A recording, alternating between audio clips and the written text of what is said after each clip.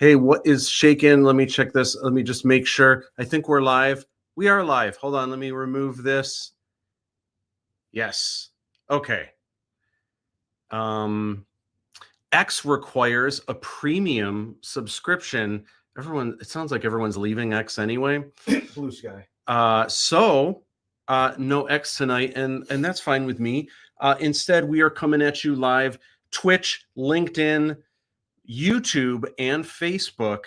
And for the first time ever, we're actually in HD quality. Now, we've always been, some people consider 720 high def. I don't know. James, do you consider 720 high def? Look at those follicles. No.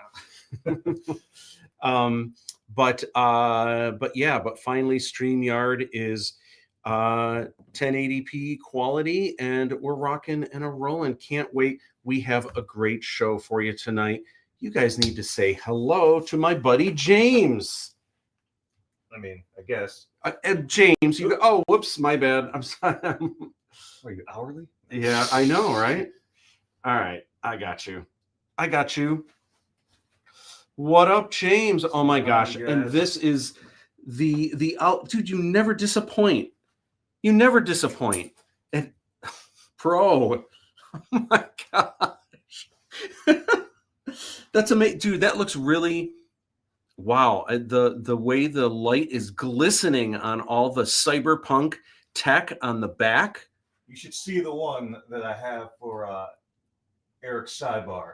Like, I'm not gonna reveal it. It's one specifically for the sidebar? Oh yeah. It was because this seemed too dark, and like, no, Eric will make it pop, and it's gonna pop now. Nice. Can't wait for that to start. Yeah. Oh my gosh. Very cool.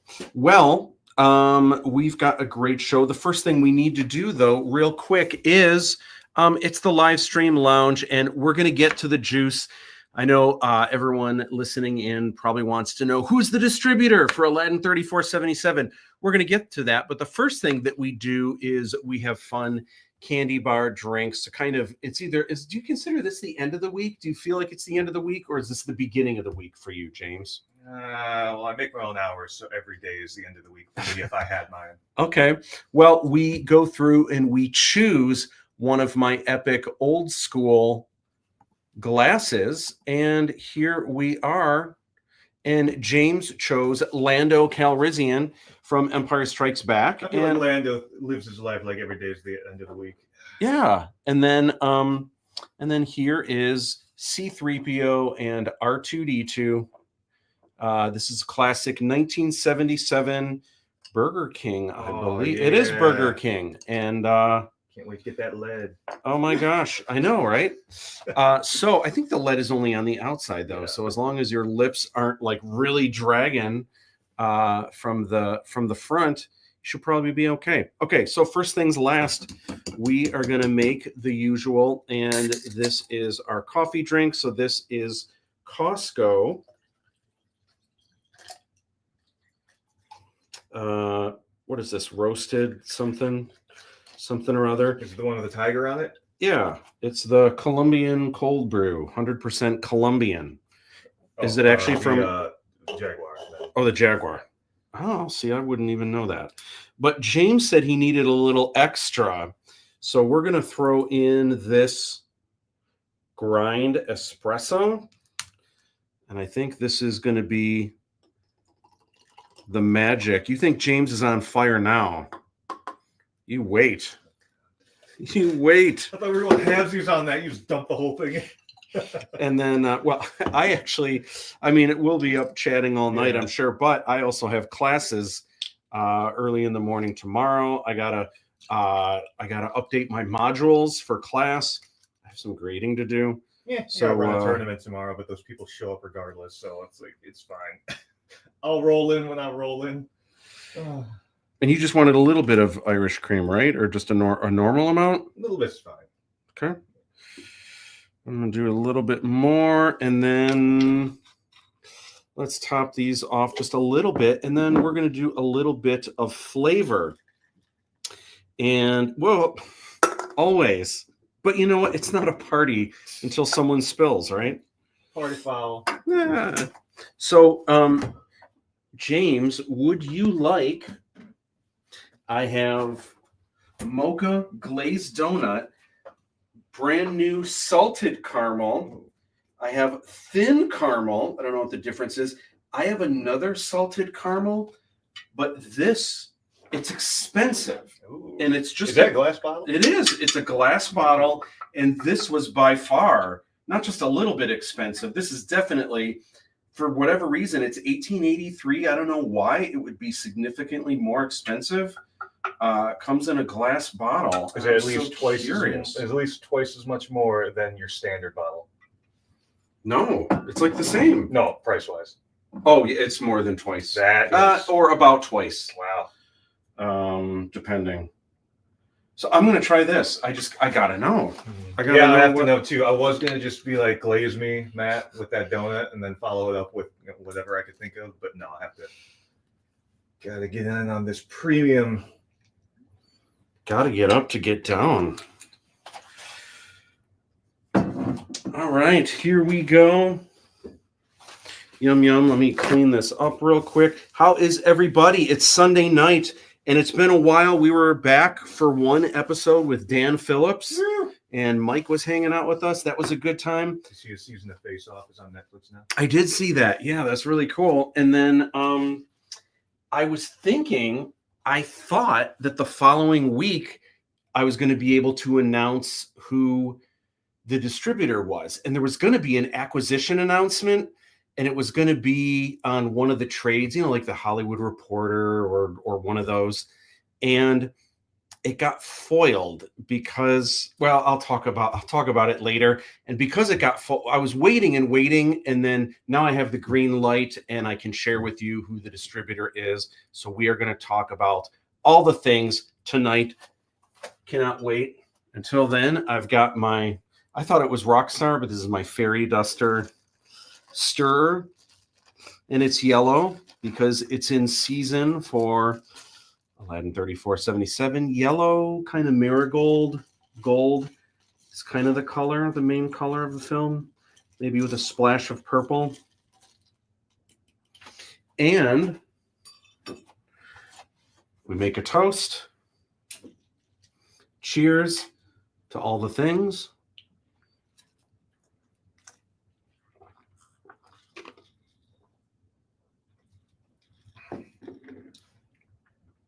I think I like it. I brushed my teeth that tastes like him 15 minutes ago, so I can't tell yet if it's good or if it's strange. Is it good? Oh no, it's good. It's smoother and it's a step up above the other one.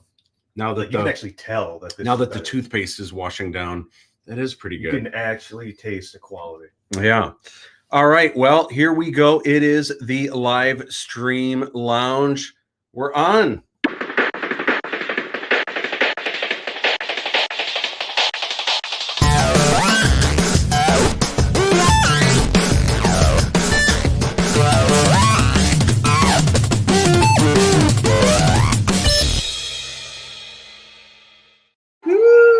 What is up, my peeps? All right, so let's dive into the nitty gritty. I know you guys are tuning in because you want some juice. You've been waiting. I haven't been able to talk about stuff. And to be honest, there's a lot of things I haven't really known about. And there's some things I still can't share, but let's get into it just the same. Real quick, I have to share just at least, listen, proud dad, I have to share at least one photo of the Boaster. And I still can't believe that's real. Yeah, I can't. I literally saw him. Casey and I made that 2 minutes ago, and I still can't wrap my head around that. You and I both. Well, we were at my parents' on Friday, and I think my mom snapped this photo really quick. We're just hanging out with the rentals and having a good time. So that was great. All right, it is time to chat about all. We're just going to go right into it. We have all the other stuff. We chat about Fiji Friday and the videos and all that. But I know some of you really want to know, and some of you go to bed early or whatever. So let's just get into the nitty gritty. Oh, I should probably go to the comments really quick and say hello. John Rick HD stands for Handsome Devil, right? Thank you, John. I sure hope the HD actually actually makes it look better. The Enforcer, what is up? DTE hanging out on the tube. What is shaken? Is this the great reveal for Mr. Busch's Fidgy Fun Factory Films? TM. It is. But, you know, the one thing that I should say rolling into this, because some people know, but some people maybe they don't know. What we're revealing tonight is the distributor. This is the company that has licensed the first film from me to be released. And this is the company that takes it to all of the different platforms, all of the different, if there's any way that you ever see this film, whether it's in a movie theater, whether you see it on a streaming service, whether you see it on Blu-ray or DVD, it'll be through this this company. This is the company that's kind of pulling the strings to make it all happen. And as you know, it was a year ago, we'll talk about this, but James and I went to the American film market and we were talking with a bunch of distributors. There were a number of distributors that were interested. There were a number of distributors that put in offers, but there was only one. And I felt really confident about the decision. It did come down to two where it was like, I really had to weigh things. And I'm going to talk about those things. And for those of you that are interested, we'll get into it. And finally, I can kind of chat about some of the things that I've always wanted to. Hey, Mama Rick, what is up on Facebook? Happy almost Thanksgiving. I keep thinking it's this week, but it's still another week. Thanksgiving is a little bit late this year. Bo is my best production. Aw, he is adorable. He is, man, I can't wait. And I was telling James, I say this almost on a daily basis. He has milestones all the time. Like now he's, you know, he smiles quite a bit and he's got this keyboard that he like touches and it makes noise and stuff. But I keep waiting. I keep saying to him, bro, when do we get to play Uno? Like, I can't wait until the first time I have a draw for wild and I just lay it down and I say green, right? I just can't wait to do that and teach him about, you know, I think James put it best. He said, you know, sometimes life isn't easy and it's those life lessons that you get like, son, through. Life is unfair. Reverse. This is an important lesson. Yeah, absolutely. Christy Dumar, hi, what is up? Oh my gosh, thank you for hanging out with us tonight. We're going to have to get you on the live stream soon as a guest. How have we not had Christy on here yet? Christy's been on several times. She's been on at least twice, if not thrice. It might have been one of the times that you weren't able to make it. Oh my gosh. Speaking of the princess, Aladdin, Eric Steele, what is up? Will Bo see Aladdin before he sees Star Wars? I don't know. I think I want to wait, because if I show Bo Aladdin right away, if he always grows up with it, I don't think he'll appreciate it. I think I want to wait to the age where he starts asking, like, when do I get to see this? And when he has questions and when he kind of understands what filmmaking is, I think that will be, I'm assuming that will be when I start. But funny you mentioned that, because what was I thinking? Oh, I'm going to have a video about this soon. But for those of you that are interested, if you're curious, if you have kids and you're wondering, can my kids see the film? Can they watch this Aladdin movie? And I have a very easy way to answer that, because it really just depends on your kid. But the perfect movie to compare it to is Raiders of the Lost Ark, the first Indiana Jones movie. Like the first Indiana Jones movie, there is one SHIT. There is some intense, it's sci-fi violence, but at times it's pretty. It can be bloody a little bit at times. It can be like people get shot, just like they do in Raiders of the Lost Ark. And I think Raiders is such a classic. And when it came out, it was PG. Today, Raiders would not be PG. It probably wouldn't be R, but it would for sure be PG-13.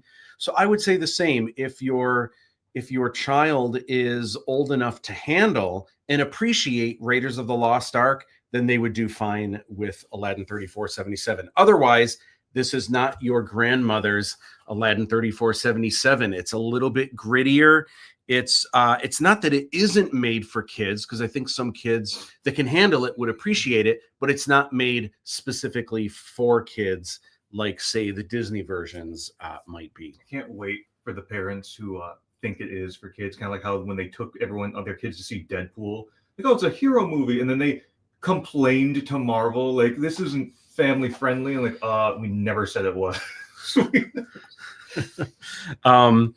Christy says, Jamesy.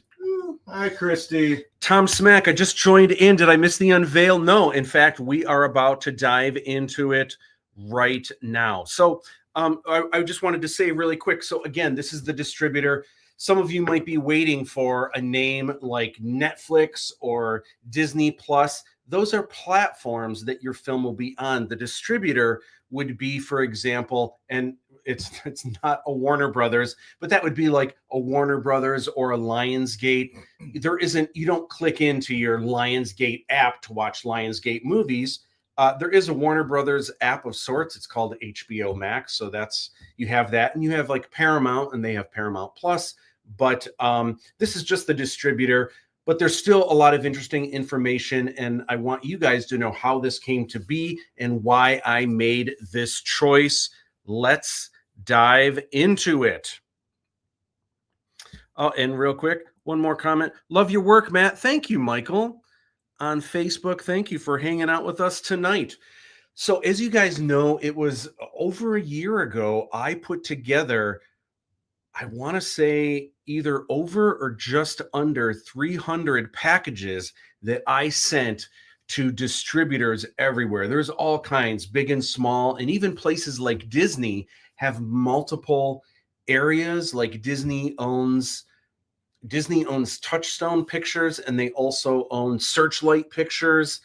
There's a lot of different avenues that a lot of these larger places have, and then you have medium-sized places, smaller places. So did that first, got some bites, but not very many. Most of the places that I sent material to, including the place that I ended up with, I actually did hear back from them, but did not seem like they were really interested at all until later. Anyway, here's James and I. It was a year ago at this time. We went to the American film market. We met with a bunch of distributors. We had some meetings. We had some really good meetings. Everyone was either really interested. There was one place, James for sure was like, this place is not interested. This person was overwhelmed. They just had a big shakeup at the company like a week before. But then it turned out a couple of weeks later that they did contact me, and they absolutely were interested. Was that the meeting where I fell asleep? Yes. Yeah, you did. Yeah, James just so completely passed out. I'm like, fine, I'll be disinterested too. Yeah, it was a crazy time. So we were at the American Film Market. This is just the film catalog. This is just kind of showing movies that either recently have been purchased or kind of are for sale. So this is that back then. While we were out there, actually signed a deal with Glenn Reynolds. He is the film's producer rep. And then Glenn was able to kind of take this around to all of the big shot distributors of all different sizes to really kind of see the best deal that we can get. And because Glenn is a veteran in the industry, a lot of people know who he is. It's a lot easier for him to knock on doors and get some direct answers, and also put it in front of people that he thinks would be interested. And like, listen, you need to see this movie. I think it would be a good fit. And he can only really do that for places that he really believes that, because if he starts going to places with, like, let's just say crappy films and going to places that he knows they're not going to be interested, if he starts wasting people's time, they're just not going to listen to him at all or want to see anything. So he has to be calculated about it. Real nice guy. Yeah, really, really cool. And so this is a year ago. James actually took this photo. We got coffee in Studio City. So this was an example. This is right when he started. This is all of the places that Glenn pitched to, and then he ended up adding another 6 to this. And then weekly, this would kind of be updated with notes and different things on how they were going. Some places passed, some places, still waiting to hear back, some places putting in offers, the whole bit. Eventually signed with a distributor, as you can see here. And so what happened, I need to check something really quick here. What happened is, okay. There were a number of places that were interested, but it really came down to 2 places. And it was really interesting because Glenn kind of went through the pros and cons of each place. And Glenn said both are fantastic. Both are honest, straight shooters. He said it was interesting because one place the film would probably be more successful, but the deal they were offering was not as good. By the way, Glenn negotiated that deal to make it better, but still it was less than what the other company was willing to pay out. See, this has never been a thing about money for me. At the end of all 3 of these films, who knows, I might not even have made money. And that's not why I did these. I'm an artist, and this has just kind of been my magnum opus that I've always wanted to do. The other place, it was interesting because they were giving a much better deal, and they definitely wanted the film. They really, really loved it. They had so many great things to say. They were obsessed with Fiji. And they were like, listen, we are going to work so hard to make this amazing. And they were saying all the things that I wanted to hear, but it was complicated. I'm not going to mention who they are because I don't kiss and tell, and I don't want to make them sound like they were a bad company. From what I understand, they're a great company. But when you look at their films, when you look at their projects, they're just, for the most part, they're of a lower quality. And they do have projects that have names, but it's like, at best, it'll be like a movie starring Steven Seagal. You know what I mean? Like when Steven Seagal was at his prime, like I thought Steven Seagal was cheesy then, Yeah. So at best, and like when you look at the artwork for the posters and the key art and everything, it's like, gosh, this just does not. So I've always been of the mindset. Now, granted, they made it sound like, listen, we really want your movie, we'll really take care of you, and it felt really good, and it really made me want to go with them. But at the end of the day, there's this saying, if you are the smartest person in the room, you're in the wrong room. And I feel the same about films. I would rather be, and I think of course, I'm biased. I think our film is great and it's amazing. It's unique, but I would rather be surrounded by amazing films that maybe have more street cred and have bigger names and probably will get more attention than our film. I would rather be surrounded by that than be, the greatest film surrounded by, that stands out in a sea of muck. I just feel like, I don't know. So at the end of the day, it wasn't a difficult choice for me at all. Let me tell you about who we signed with. Aladdin 3477, the Jinn of Wisdom, is going to be distributed by Buffalo 8. Now, some of you might be like, oh my gosh, Buffalo 8. Yeah, oh my gosh, they're incredible. Some of you might be like, what? Buffalo 8? What's that? Let me tell you why this company is amazing and why I absolutely wanted to sign with them. Couple things. First of all, Buffalo 8 was in, I believe last year, was in the Fortune 500. They were in the top 500 fastest growing companies, not just of Hollywood, it's of the US. That's huge. That's absolutely huge. Also, What other fun things? During the pandemic, this company has been around for 12 years. And at first, they didn't always make films. They used to just finance films. And then they got into this business maybe like 8 years ago. But they've had films that have been nominated for Oscars. At one point, they had 4 films at the Sundance Film Festival. That's crazy. In the world of independent film, there's all these independent film companies. Of the 10, for 4 of them to be from your company, that's amazing. Of the 4, 3 of them won, which is wild.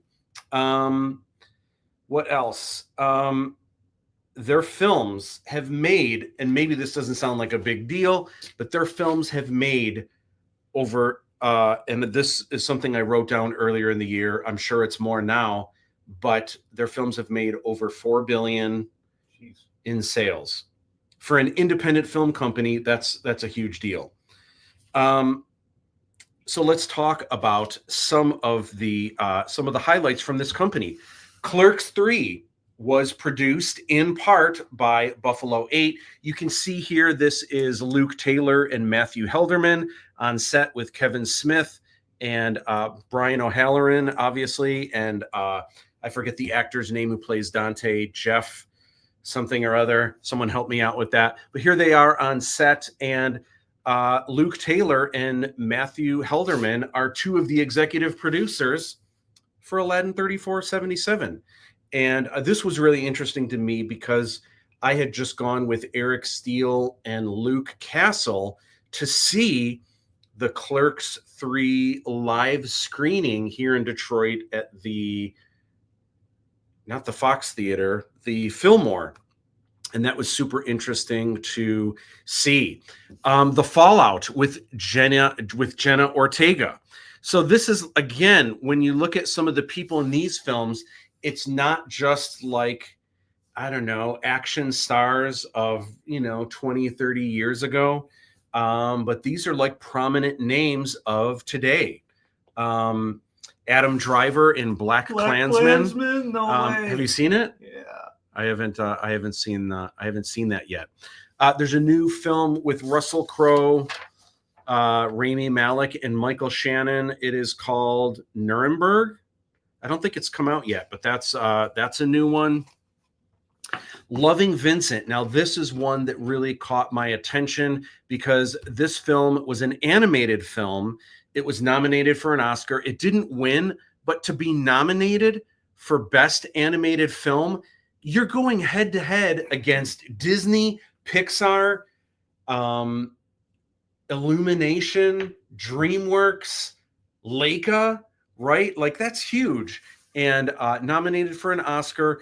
What's interesting about this is the key to this success, they say, is Nikki Steer Justice, who kind of did all of the marketing for this film. And she was able to make commercial tie-ins, I think, with Michaels Art Supplies, where you would walk into Michaels and they would have advertisements for this Loving Vincent film. By the way, this film, even though it's all animated, it stars, I think you pronounce her name Saoirse Ronan. I should know all of this. But she's been in a bunch of the Wes Anderson films, Little Women and the movie Lady Bird.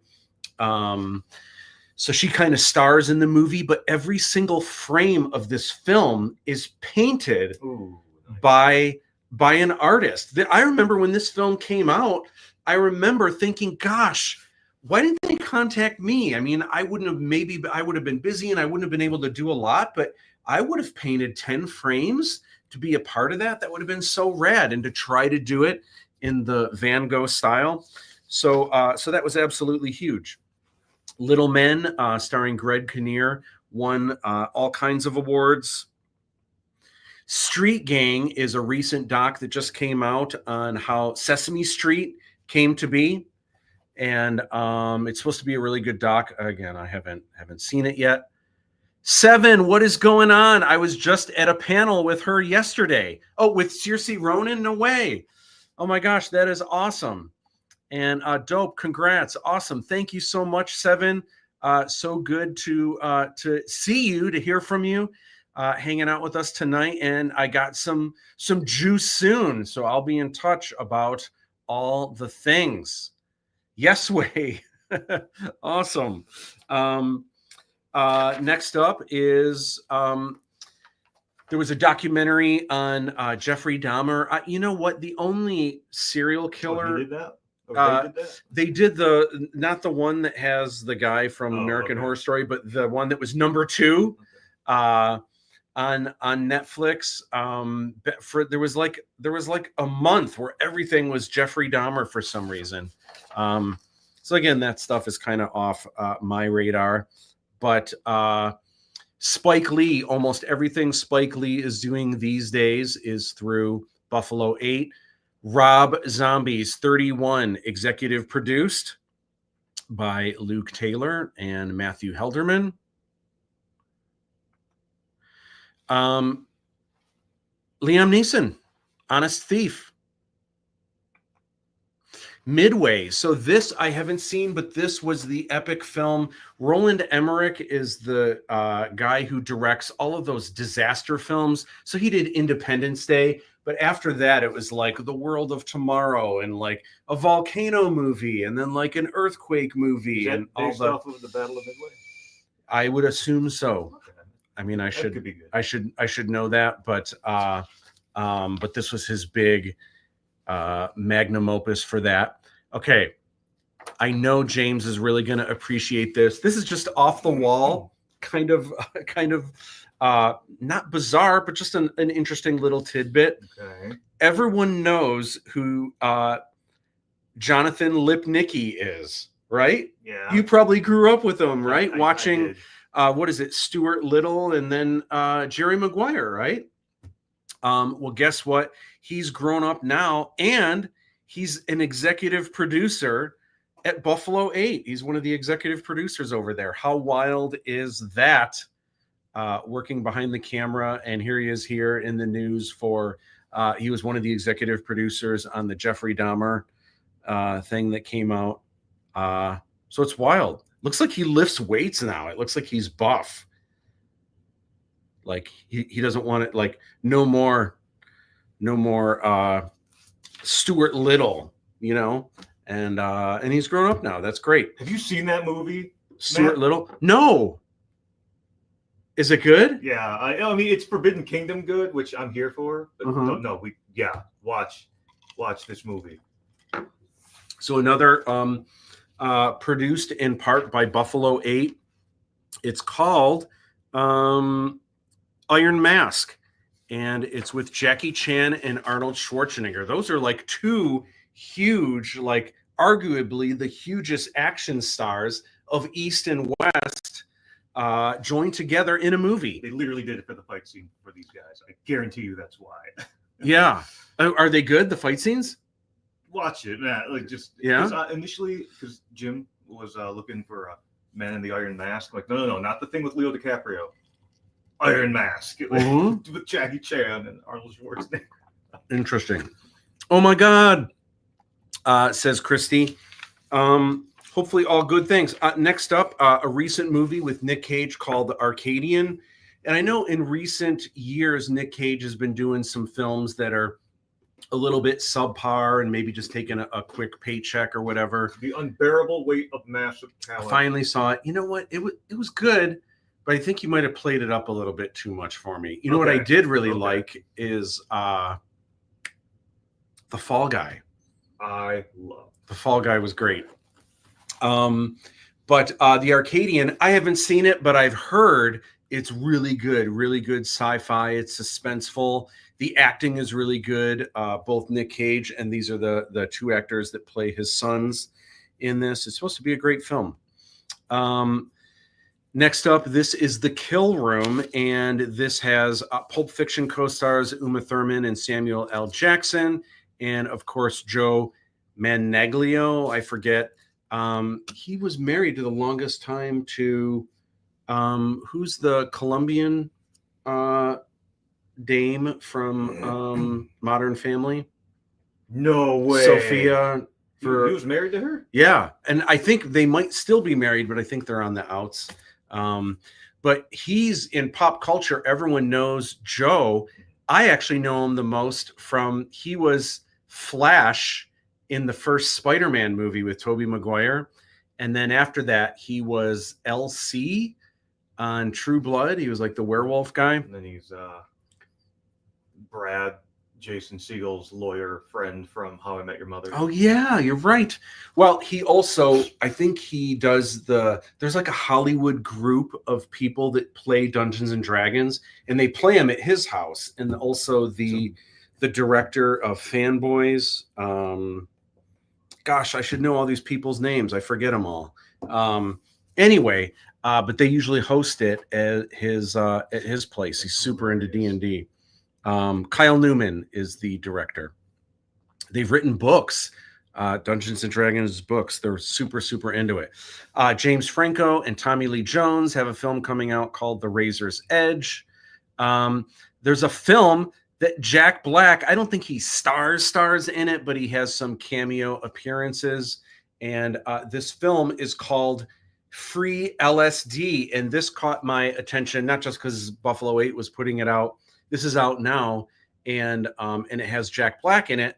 But I know it looks like a Star Wars poster. I'm pretty sure, if I'm not mistaken, it's illustrated by Paul Shipper, a friend of mine. You've met him at Star Wars Celebrations, and totally cool. It definitely looks like a Star Wars poster, which is great. Is it cool to like Jack Black anymore? Isn't he kind of? Oh, it is cool. Okay. I was wondering because there's a lot of weird stuff that happened with that show in Australia where they got banned. Tenacious D got banned. And I feel like I've always loved Jack Black. I've always been a huge fan, but I feel like I'm on Jack Black.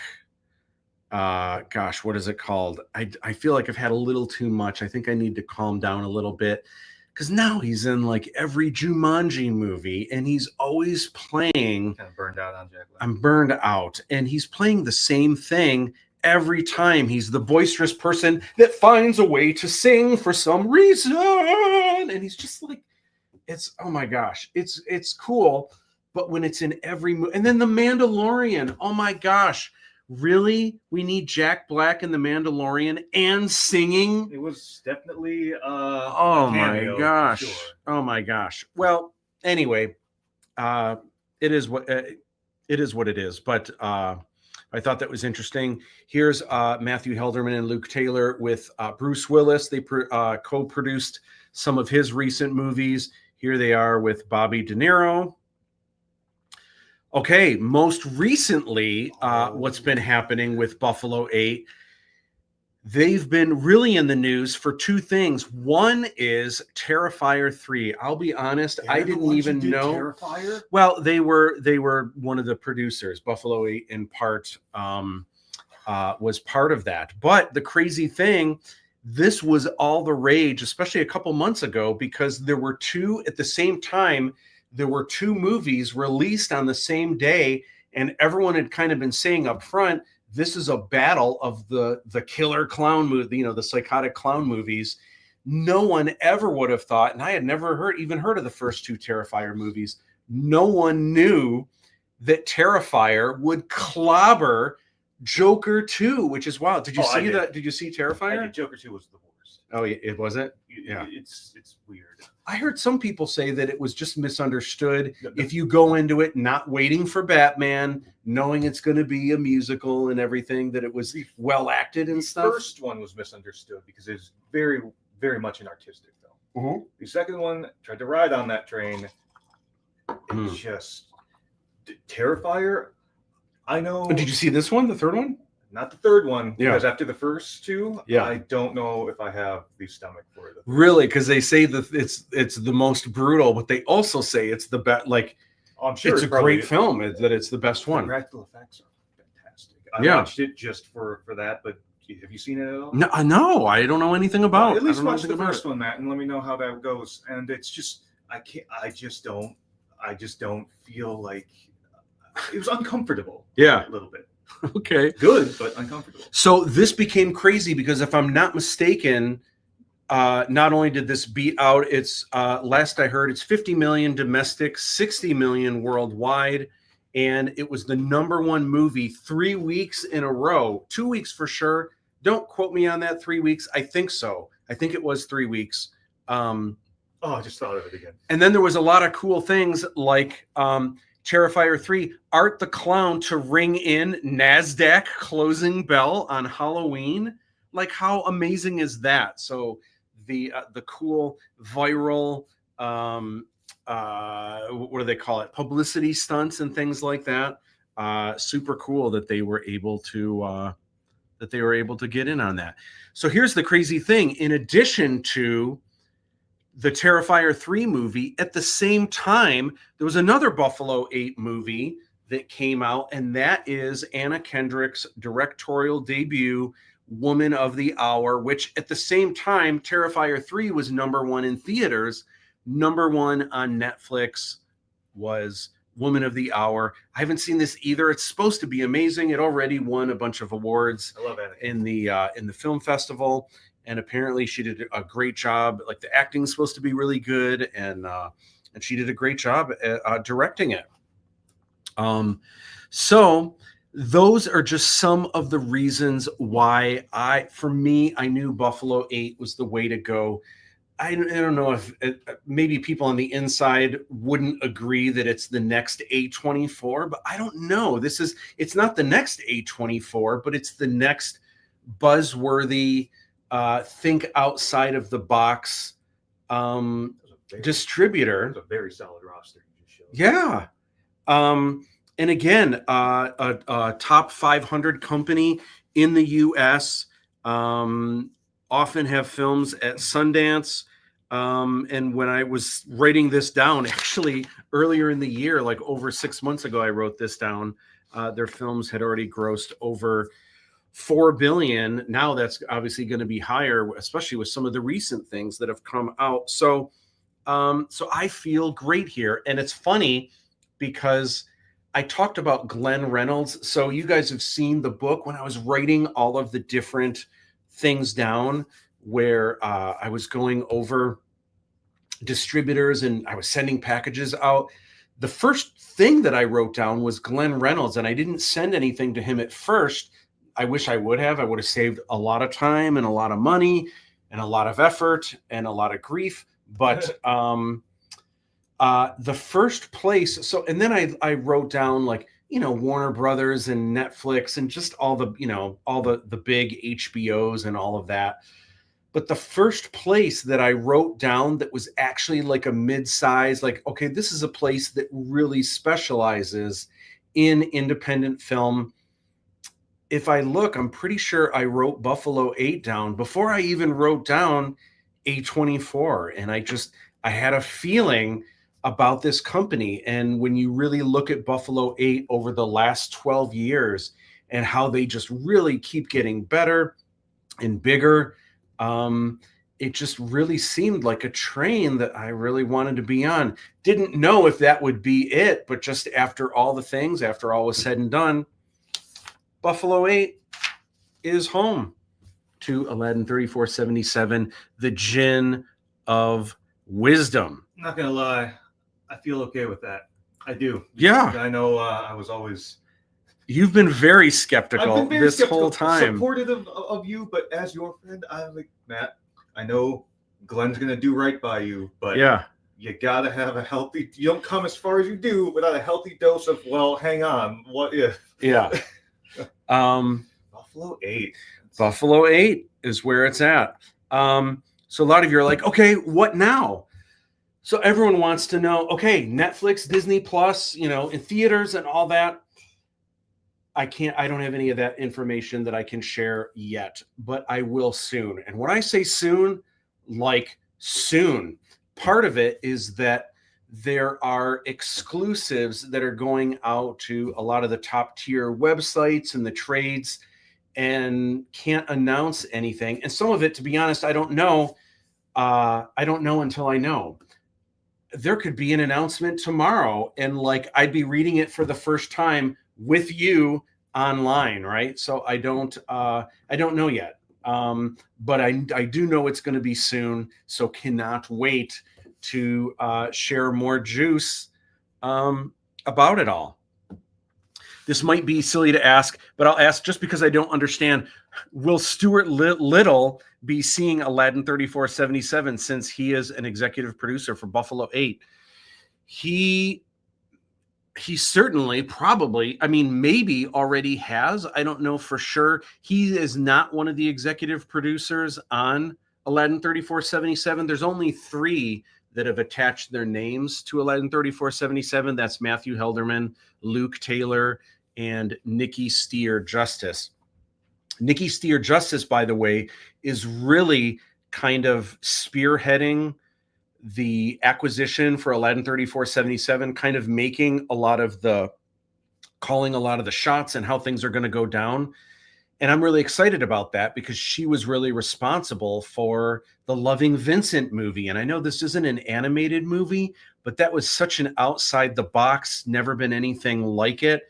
And she was really creative in finding different ways to get the word out about that film. And then it was nominated for an Oscar. Not that I think we're going to be nominated for an Oscar. We're a popcorn movie. We're fun. We're like Indiana Jones in the future and on the other side of the world. Well, but I hope we're more of a better popcorn movie than Red One.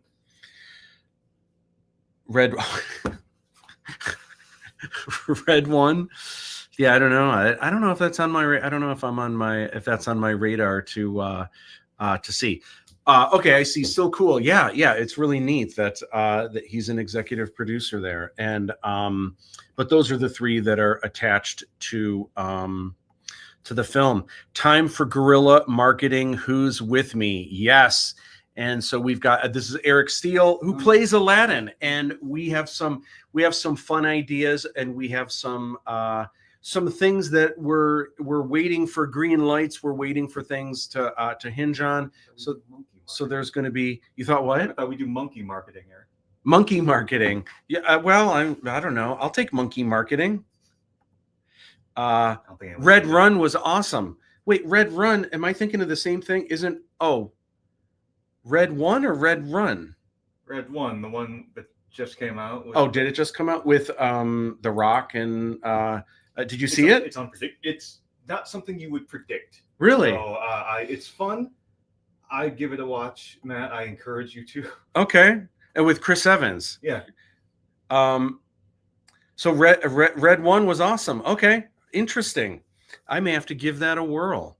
I would almost be interested in the Jack Black movie where he plays Satan. It sounds like it's a brilliant idea, but man, I am just burned out on Jack Black. I'm sure he's gonna sing again, and he's basically playing. It wouldn't be so bad if Jack Black was Satan. Let's be fair. I'd be a lot less threatened about my eternal damnation if Jack Black was Satan. Mm-hmm. All right, real quick, let's dive into some scoop about Star Wars. It is my 30th anniversary. Oh my gosh. Yeah. Very exciting. Oh my gosh. So lots of new art has been unveiled this year. The cover for Journal of the Wills, this Lando piece here that was used for a few things. And then, my gosh, this amazing art show that was in Germany.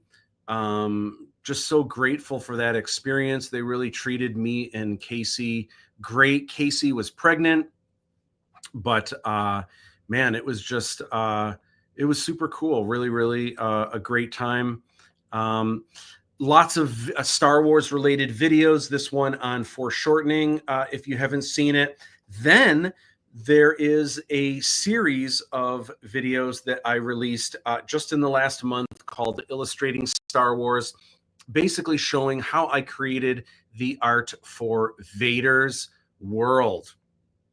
And a lot of people really like these. I was worried they might not because it doesn't have the skits like the You Can Draw Star Wars. I love doing the skits, but it just takes time, and the editing and the music and everything else. So these have music, but it's really just me just kind of off the cuff, just telling you about how I put these together and showing footage of me actually doing it. Another video that came out recently is the history of the R7 droid. This is something that's really cool, that it was actually my second official gig. My first gig was in 1994, 30 years ago. And then in 95, I was illustrating this article for a book called the Star Wars Adventure Journal. And the article was called maybe the history of our series droids, something like that. It was actually written by Pablo Hidalgo, who today Really? is he's head of the story group at Lucasfilm, which is wild. But I got to illustrate all the robots. What was really neat is the R7 droid, even though they mentioned it in the Dark Empire comics, we never got to see what they looked like. So we got to basically create what the R7 droid looks like. And Pablo did draw on like a scrap sheet of paper. It was like lined paper, and he just had like a 2D thing, but he had some ideas which I thought were great, but I was able to draw it in 3D and kind of add my 2 cents. But this, you can see it here. This was the first official illustration back in 1990. I probably drew it in 94, but the book came out in 1995, and that was the first look. Little did I know that you would see the R7 in all kinds of games, and there has been a dozen different variants of the R7 figure, including some that glow in the dark. There was a Build-A-Droid version of it. There's a Pride Droid version of it. Look at that. It's like a Daft Punk R2. Isn't that fun? It's got the cool like triangle. And then it's got some angles, in the front to make it still looks like an R2 kind of, but that was the spin. Had no idea that it would be an official figure later on. So there's a video kind of all about that, and I show all the different variants. So if you're interested, that's on the tube. A video that came out last Tuesday is me adding color, and it's going over tips on sketch cards, how you can take what's a relatively quick drawing, maybe doesn't have a lot of detail, but how you can use color, and in literally like a minute, you can kind of beef it up and make it look great. And there's me signing it afterward, but just kind of a little quick one-off with tips. New videos. So there's new videos every week. There's all kinds of this was us last year when we were talking about the Legend of the Five Rings. Yeah, Legend of the Five Rings. But there's a new video every week, so definitely check those out. All right, so I wanted to chat real quick about socials, because I've been doing, you can see here, I have been keeping track of, in particular, Instagram and TikTok and YouTube shorts, like the reels, the TikToks, the shorts, all the things. And I've been trying to build up my following. And the reason I'm trying to build it up is because Aladdin's coming out soon, and I want to really have my best reach. So as soon as we dive head first into marketing, which, having just announced Buffalo 8 is the distributor, that kind of begins today. It kind of begins right now.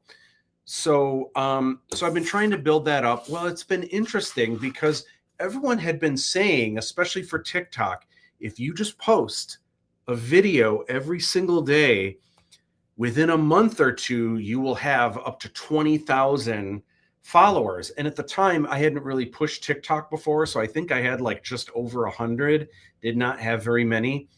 And so I was putting out a new video every day, but I was only making like, I think on TikTok, the first month, only 47 new followers, and the month after, 48 new followers. Instagram was the worst. I was only getting like 22 new followers, 38 followers the next month, 11 the month after that. YouTube was maybe the best, 61 new followers, 67. But still, I was putting out a new video every day, and I mean, maybe my videos aren't viral worthy. It's kind of just me drawing Star Wars or, kind of doing whatever. So I get it. Well, it wasn't doing much. Here's the interesting thing. 2 very interesting things. So right around the time Bo was born, I just didn't have time to put a new video out every day. I put a new one out here and there, but not very many. On all 3 platforms, just for the few that I put out, I went up quite a bit. Not a lot, but probably twice the amount that I was normally going up, which was really odd because, wait a minute, I thought you were rewarded with the algorithm. The more you put out, the more you're going to get followers. Here, I was putting out less, but I was getting more. It's almost like I was being rewarded for not putting out videos as often, which completely goes against what everyone tells you. Interesting. Well, here's what's really interesting.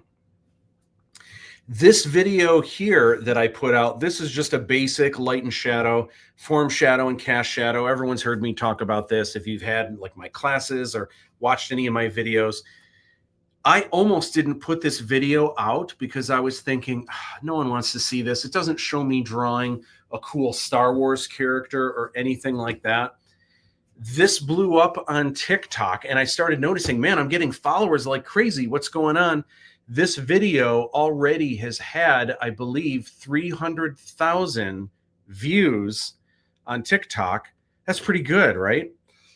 So that was crazy. It doesn't have any, I mean, and I was thinking, I almost didn't post it because I was like, no one wants to see me just draw a ball with like a highlight and shadows. So this blew up there.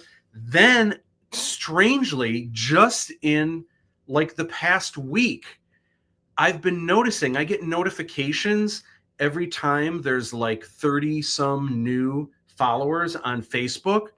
My phone has been blowing up like a dozen times a day that I have like 30 new followers. On Facebook, on my personal Facebook page. What is going on? So I'm looking around trying to find, is there anything like, what is it? Well, I look at this video. I didn't even know this video was on Facebook, but it just bounced over from Instagram.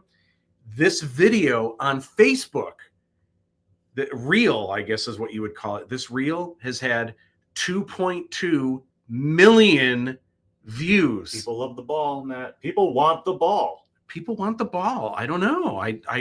It's satisfying just to watch, like in ASMR. Crazy. Dude, your 3D shading vid blew up on TikTok. Yeah, it's crazy. I'm glad I posted it. And now I'm like, maybe people want to see more boring videos. Like, hey, you want to see me draw a square and shade it in? Yeah. But I would still think that they'd be more interested in like, here's an illustration for Stranger Things, or you know what I mean? I think people in a way kind of get like the Jack Black thing. They're kind of getting burned out a little, or not burned out, but they've seen so much of just your pop culture type stuff. Seen enough about like wacky kind of skits, because those skit videos. Yeah. Our audience is divided. Some people just want to see the ball. Yeah. Some people like that. It's satisfying. Yeah. And then for some people, if they don't know who I am and if they don't recognize the art, they might be like, oh, it's just fan art or something like that. So who knows? I have no idea. I did include it as a highlight. So yeah, real interesting what's been going on with that. All right. So Aladdin 3477. So aside from the announcement that Buffalo 8 is the distributor, lots of cool stuff has been going on. Very soon, I'm going to be sharing more on the art from Aladdin 3477. This book is being printed right now in Europe, and I haven't seen the actual book yet, but it looks so good. I'm so proud of it. This is my 7th art book to date. I have never been more excited about an art book, because this one, and I don't know how you guys would feel. You guys might be like, oh, I'd rather see all Star Wars art, or I'd rather see a mix, or the Hollywood is Dead zombie art book or whatever. But this one really gets into my brain, really gets into my creativity, and is so interesting because the collection of art spans not just the last 15 years that I've been working on this, but the last 30 years, because in college was when I was really starting to develop my my magnum opus sci-fi. I always wanted to have a series of films like my own Star Wars, if you will. And this book catalogs, everything. So there's lots of, detailed finished paintings, but there's also things where it's scraps on crumpled pieces of paper, where I might have been at a restaurant and I came up with an idea and I doodled it on a napkin really quick. So it really has, it really runs the full gamut. And the way that I've collected it and presented the information, I had so much fun designing how each page looks. I'm just proud of it from cover to cover. It is really, really cool. It also doubles as kind of a making of book. It's mostly artwork, but there's a lot of photos behind the scenes showing kind of how things were illustrated and then what they look like on film, or what it looked like on set, or what costumes looked like in the wardrobe room. So it's just really, really a cool book. I might have shared this before. This originally was what the cover was going to be. But after a while, I was thinking about it and I was like, you know what? I want the cover to be a little more zing, zoo, zapowy. And so this is going to be one of the pages inside the book, but this is not the cover anymore. So the cover is going to be revealed soon.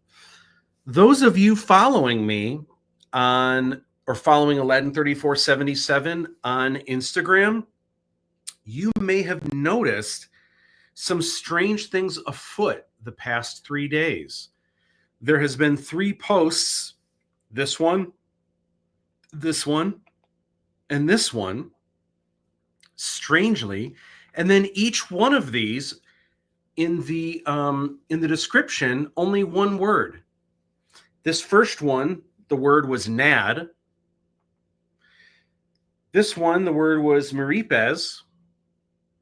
And then this one, the word was no.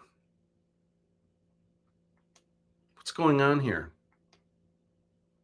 Strange things afoot. What I would suggest, if you're not already following me, if you're on Instagram and you're not following Aladdin 3477, it would probably be cool to follow, to see what's going on with this. And it might not make a lot of sense now, but it's going to make sense real soon. So follow me there. And I think these also bounce to the Aladdin 3477 Facebook page. I've slowly been trying to build that back. James, you probably remember, man, it was a bummer because the Aladdin 3477 Facebook page, I started 15 years ago and it was going so strong. We had about 13,000 followers. And then for some reason, Facebook canned it. And the reason why, it said that you're not allowed to impersonate someone else. Like, what? Yeah. Like, who contacted Facebook and said, I don't know who these people are claiming to be, saying they're Aladdin 3477, but they're not. A bunch of people out there hating. Yeah. And then Facebook was like, oh, really? Okay. And then they just can it, and there's nothing you can do. There's no one to talk to. I think they give an email and they flat out say, listen, we're not going to change our mind, but if you would like to express your opinion, you feel free to let us know. And it just goes to nowhere. Yeah. Well, I mean, and what are we going to do? Just leave Facebook? I mean, you can't do that. So we've started anew. I think these bounce there as well, but interesting things on the way. So stay tuned on Facebook and Instagram. Feel free to leave some comments on Instagram if you think well, what's happening here. The full audiobook is on YouTube. And let me see something here. I'm curious. What is that? Oh, there we go. This is the home theater. Still got some executive producer screenings that I'm going to try to get together, and some press. I'm going to try to get some press out here because, they have screeners that they send out to try to get reviews and everything. But before the movie comes out, they have watermarks that say Buffalo 8 across the screen the entire movie, which is good. That way, it doesn't get out and everything. But if you're like doing a review of the movie and it's got that across, you have to look through that, the whole time. I feel like it's not the same. So I'm going to try to get some reviewers to come out and to enjoy the movie on somewhat of a big screen and not just watch it on their phone or watch it on their laptop and not have the watermark going across. So we'll see if I can get some of that cooking. Fiji Fridays. So Fiji Fridays kind of slowed down a little bit. There's a few people keeping it alive. Most recently, my nephew, Frankie Lombardo, took this image. This was actually at my bachelor party, but took this image of Ninja Fiji on the Wheel of Horror from Horror Film Roulette. Did you go to Horror Film Roulette? No. Oh, I missed it too. This is the first one ever that I missed. I was at the after event. Oh, okay. And then, did I hear right that Chiqui Romero won? I don't know. Yeah, no, I think he did. Oh my gosh, that is incredible. I still have to see the film. That's amazing. I got to talk to Cheeky about, and I got to see the film. And then this just last Friday, this is Kong Chayam Fiji hanging out in Puerto Rico. And our Wolf Baldessaro shared this amazing photo. He's staying in this really sweet house. He's in Puerto Rico right now with his wife and a bunch of friends. He offered to pack me away in his duffel bag. I said the same thing. I'm like, how come me, Casey, and Bo didn't get escorted there as well? Look at that. That is so dreamy with the lush palm trees, and look at that aqua clear water that Kong Chayam Fiji just blends in with. Yeah. Hello, Brian. What's shaking? What's going on? Great setting for Kong Chayam Fiji. It really is. Yeah. And that's actually what that area of Thailand actually looks a lot like that. Very lush. All right, fan mail. So real quick, I don't know what's on the docket, but we're going to find out. All right. Do you get this regularly? Yeah. Okay. A lot of times it's people that want me to sign cards, or they just want like a random autograph or something. I'm hoping, though, at some point, I feel like someone's going to send me a Christmas card. I'm going to open it up and be like, oh, whoops. All right, dear. You can see I'm assuming this is the person who sent this to me here. Okay. And it feels like there's something in here. What is in here? There's a return envelope and a card. Maybe, I don't know, maybe just a signature, and this is so it doesn't bend. I don't know. Dear Mr. Matt Busch, would like to wish you and your family good wishes. Now and in the future, would like to start by saying I'm writing you as an enthusiast of cartoonists and artists, collecting autographs of a few of my favorite personalities. Joined the Army in October of 2005, the 10th Mountain Division, and retired in 2014 from a combat back injury. Sorry, I just missed my place. Had my C5 and C6 vertebrae fused with a plate. Oy. Could not do May duty, so my best option was to retire with full disability benefits. I would rather have been able to stay in the Army for a career. Now I found myself with a little extra time, started sending to some of my favorite people. I have a buddy that has collected autographs through the mail for about 5 years, and he is helping me out. My request is purely as a fan's personal collection and nothing else. I am doing this with my immediate family members, as we hadn't always gotten to see each other for many months at a time, due to me going to Iraq and Afghanistan. Mainly my younger brother that joined the Marines. He recently finished Marine boot camp at Paris Island, SC, South Carolina, I assume. Yeah. This keeps us just a little closer with the collecting of autographs since I had joined the service. I was stationed at Fort Drum, New York, and had a home in Waterton, New York, which was close to the base. I lost that home to foreclosure. Presently living in Greece, New York, will be moving closer to my parents in Port Gibson. The return address is my parents' P.O. box. I will get them when I finally get out of my present home lease. I have attached a picture of myself in my dress uniform.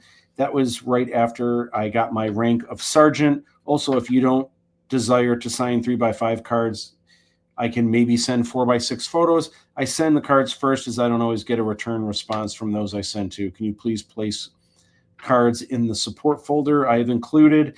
This helps from postal damage during delivery. I may have an unusual request to ask.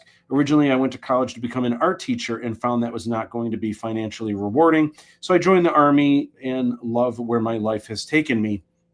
Now, one of the 3x5 cards, you could maybe draw your favorite doodle or a self-caricature for me. I love work, and each person's vision is unique in itself. I don't care what it looks like as long as it comes from you. And that card makes it even better with just a signature. Oh yeah, please sign that sketch card. So my favorite hobby has been receiving wonderful sketches and signed cards. Please be kind to animals and have a wonderful day.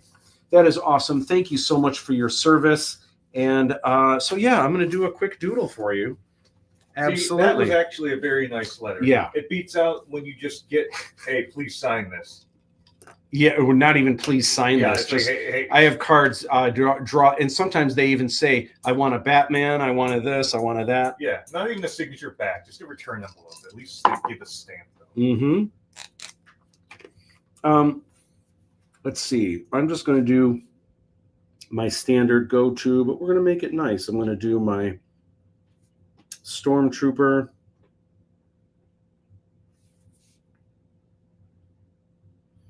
Add in some thickness. James, did you dress up at all for Halloween? Well, when I was going into work the week before the week of Halloween, they said, James, it's going to help the community and it's going to be a team building exercise. Everyone is going to dress up every day the week of Halloween. I am sad to say that I'm the only one who apparently got or took that memo seriously. Oh my gosh. What'd you dress up as? Well, let's see. I did Speed Racer. Okay.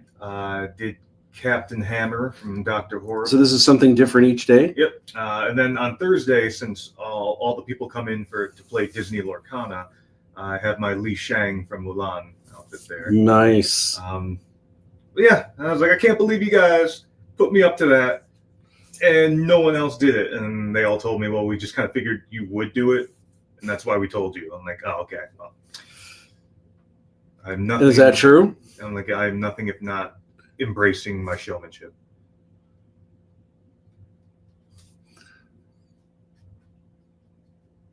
This is my go-to. Stormtroopers are easy to draw because if you're drawing on a white background, Stormtroopers already have the white armor, so you don't have to do like a lot of shading or anything. Beef these up a little bit, and then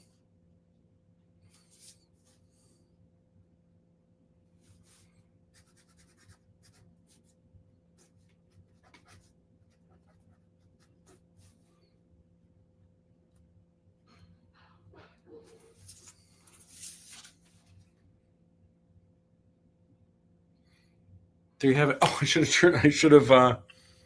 Oh, is this? Oh, well. Woohoo! And that's why you have the second camera, man. Yep. Very nice. Very nice. Is nice. All right, put this in here, and this will go in the mailbox. It's always nice with the return self-addressed stamped envelope. I'll try to see if there's any. Have a stamp on it, like, oh, if you don't mind. I mean, it's happened. It's happened before, and then I'll throw some stickers or something in there. Anything that fits. Couple Aladdin 3477 trading cards. Nice. All right. Next up is a segment that I call When I Was a Boy. And this is where I just think it's fun sometimes to revisit. It's fun for me. I don't know if it's fun for you guys, but it's fun to visit some of the things. And maybe some people like seeing it because they like seeing that my artwork, I was never the best in school. I was always pretty good at drawing. But I like grabbing some different things and kind of sharing with you guys. So this I haven't looked at, other than that, I think I just looked to see what was inside it, because at first I didn't know. This is actually a report that I did in 7th grade.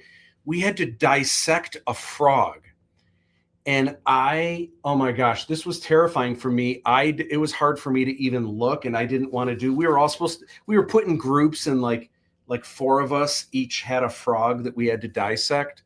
It was horrible. This in 7th grade. Yeah, you didn't do this? Oh my gosh, yeah, we had a frog that we had to dissect. It was horrible, and I didn't want to touch it. I thought, I was so squeamish, and it's kind of, I don't know if it's dehydrated. There wasn't a lot of blood, but it was just the guts and everything, and it just like smells funky and everything. We didn't get to touch those until like high school. Oh man, well, so because I didn't do a lot of the physical work and I wasn't paying attention to like the notes or anything, this is often what I did for my projects. I would just do artwork, and I would try to do a better job or do something fancy. Sometimes it would impress the teacher and then I'd get an A. Sometimes did not work and they'd be like, nice artwork.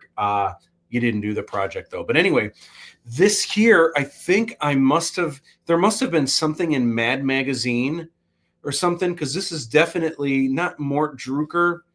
Gosh, I forget the name of this artist. Don something, I think. If anyone knows, leave me a comment. But I definitely was looking at something from Mad Magazine to get this princess, and I might have said, oh, The Frog and the Princess, well before it was a Disney movie. And then I just drew this crazy frog here. So this is my report.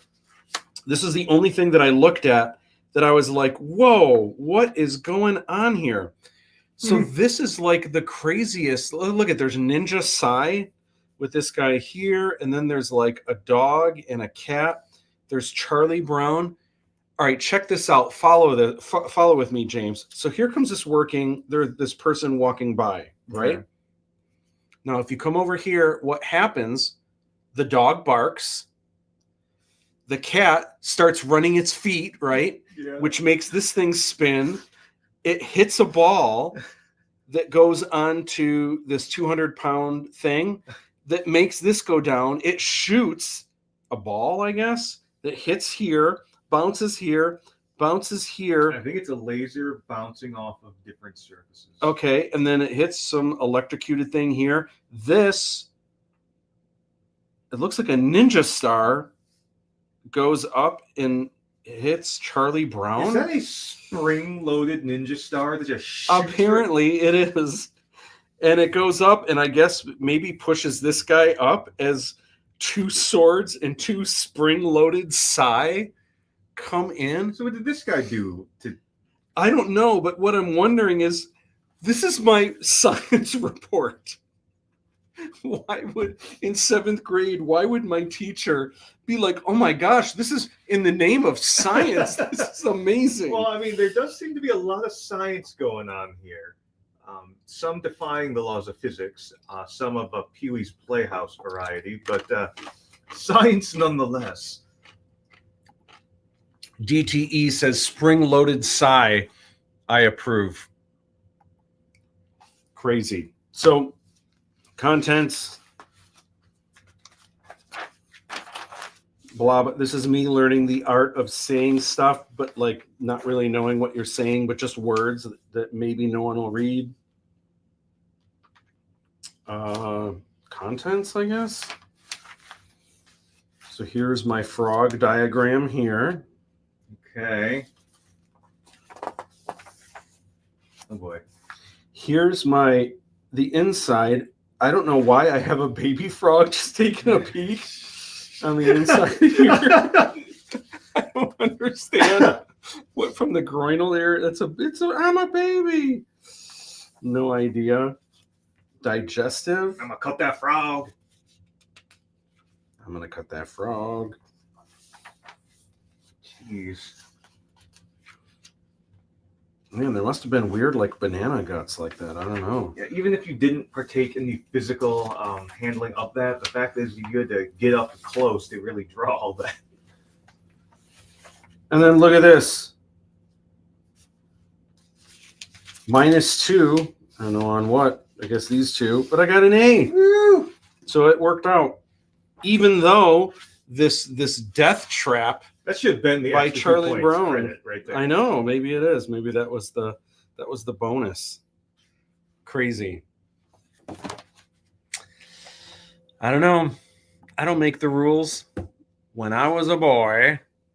All right. Well, we are wrapping up this show. It was short and sweet, but I just wanted to share that that fun information. Macomb College classes are now open for winter semester, and some of them are already filled, but some of them, we have openings. So definitely check out the Media and Communication Arts Department if you are interested in areas of digital video, animation, motion design, design and layout, photography, or creative imaging and illustration, or web and interactive.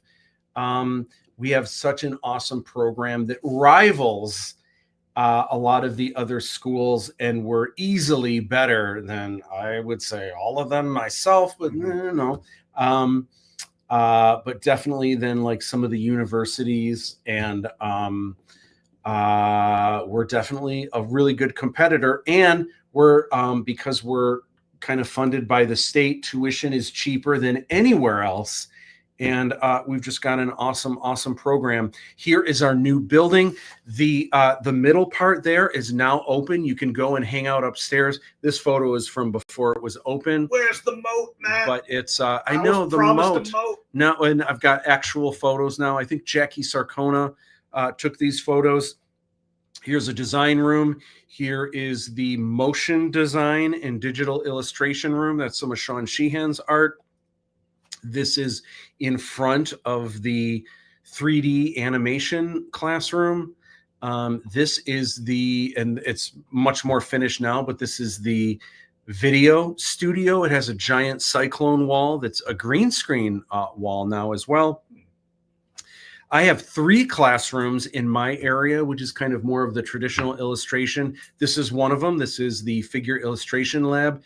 This was actually my illustration class that came in, and I kind of put together this white still life. So they really kind of focused on the light and shadow. This is me doing a doodle on the board. Is that ray gun? It is ray gun. Here's the weird thing. I doodled this at the beginning of the semester, and one week someone wrote something. I'm assuming like a student came in and wrote like, "How dare you? The Olympics are satanic," or something like that. Oh boy. And then like a week later, it was erased. Someone literally erased, because this is a board where like I let students kind of put up whatever. It's in one of the, it's like not a utility room, but it's like a student studio lab. Yeah. And then someone erased it. I don't know. So it's crazy. So I'm at least glad that I got a photo of it. But I'm always doing fun doodles like that. This is the Livestream Lounge, and we're an official podcast on YouTube. Thank you guys for hanging out with us tonight. It is a Rube Goldberg machine, at least. I don't know. That must be the thing with the fun shuriken shooting out and all of that. Next time, I'm pretty sure we are going to be back next week, and I am going to have more juice to share with y'all about Aladdin 3477 and all the things. New video coming out on Tuesday, but I've got reels and shorts and TikToks, all kinds of fun stuff, and we are getting into the juice. It's going to get really exciting for Aladdin 3477. Cannot wait to have all the announcements soon. Yeah, from the folder, absolutely. What's that? Just hang on, I have to show you this photo real quick because it's not going to make sense later. It's when everyone was talking about the Olympics, my friend sent me this photo. Apparently, Australian athletic outfits are just very commonly obtained, because at one of the cons, everyone got together for a photo shoot to be for a Reagan cosplay photo. No shoot. way. Yeah. Oh my gosh, that's amazing. Wow. You might be able to focus on that. That is wild. So where is this at? They're doing this in Australia? No, this was at like a Comic-Con. Here. How funny. Look at that person like doing the seal on the floor. That is so amazing. The fact that Wow. everyone got together And everyone's doing one of the moves. Yeah, everyone found the outfit. That is so cool. Well, they probably had them at, I think they sold that outfit at like the Spirit Halloween. That was one of the big sellers and everything. That is awesome. Super, super cool. All right, gang. I know this wasn't a super long one. I've been trying to do them short. I don't want to drown them out. So I don't know if they'll always be this short, but short and sweet, quality over quantity.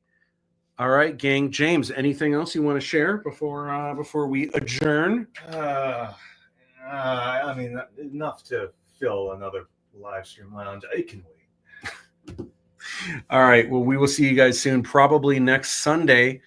Have a great one. Be good to one another.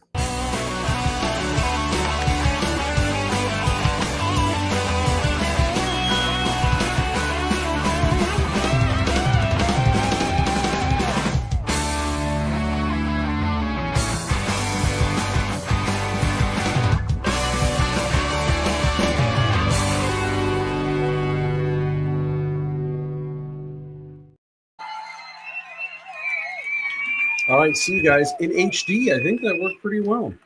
I think that was pretty good. All right, peace in the Middle East. Oh, I got to turn off the... Did you enjoy class today? If so, give me a like. If there's something you'd like to see me cover in a future video, let me know what that is in the comments below.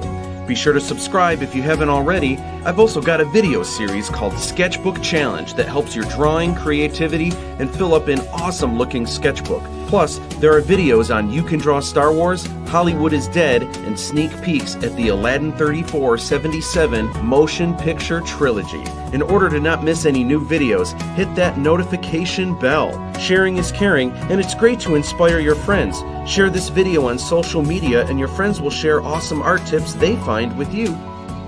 If you're on Instagram, you can follow me at Matt_Busch_Instagram. I'll see you back in the classroom soon. Don't be tardy.